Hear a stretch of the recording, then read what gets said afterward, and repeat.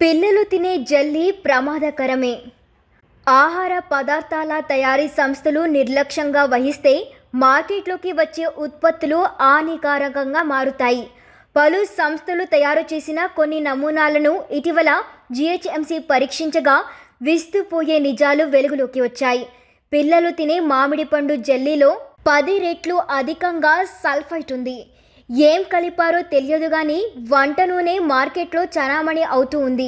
రంగులతో తయారయ్యే టీ పొడి, బెల్లం, బిర్యానీ, ఇతర మాంసాహారాలు, మిఠాయిలు, ఇతరత్ర ఆహార పదార్థాల్లో కూడా మోతాకు మించి రసాయనాలు, రంగులు ఉన్నట్టు తెలిసింది. దీపు మ్యాంగో జెల్లీ పేరుతో ఉన్న ప్యాకెట్లోని పదార్థాన్ని నాచరంలోని రాష్ట్ర ఆహార నమూనాల పరీక్ష కేంద్రకు పంపగా అందులో 100 ppmగా ఉండాల్సిన సల్ఫైట్ 1146 ppm ఉన్నట్లు తెలియంది. అలాంటి జెల్లీని తింటే ఎలాంటి ప్రభావం ఉంటుందని NIN సీనియర్ శాస్త్రవేత్త డాక్టర్ లక్ష్మణ్ను అడగ్గా పిల్లలు, పెద్దవాళ్ళు వాంతులు, విరేచనాలు, చర్మంపై దద్దుర్లు వచ్చే అవకాశం ఉందని తెలిపారు. అలాగే తింటూ ఉంటే కొంతకాలానికి నరాల సమస్య, అలాగే క్యాన్సర్ కూడా వచ్చే ప్రమాదం ఉందన్నారు. సాధారణంగా సల్ఫర్ను కొన్ని రకాల ఆహార రంగులను వంటల్లో ఉపయోగించవచ్చు. వాటి శాతం మోతాదులోపే ఉండాలి.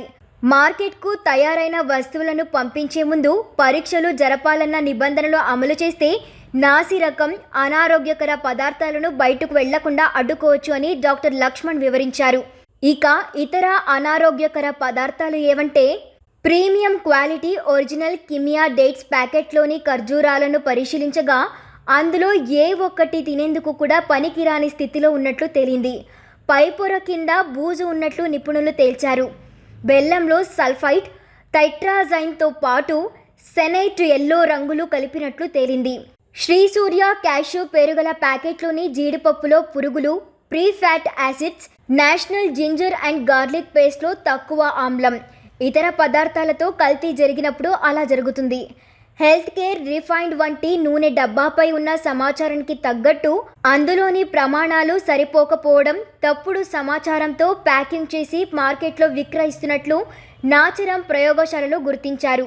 పైవన్నీ తినేందుకు పనికిరావని తేల్చారు. ఇక జరిమానా ఏంటంటే పరీక్షలో అనారోగ్యకర పదార్థాలుగా తేలితే తయారు చేసిన వారిపై ఆహార భద్రతా చట్టం ప్రకారం మొదటి మెట్రోపాలిటన్ మెజిస్ట్రేట్ కోర్టులో క్రిమినల్ కేసు నమోదు చేస్తామని, పదార్థాల నాణ్యతలో లోపాలని బట్టి జైలు శిక్ష, జరిమానాలు ఉంటాయని జీహెచ్ఎంసీ ఆరోగ్య విభాగం తెలిపింది.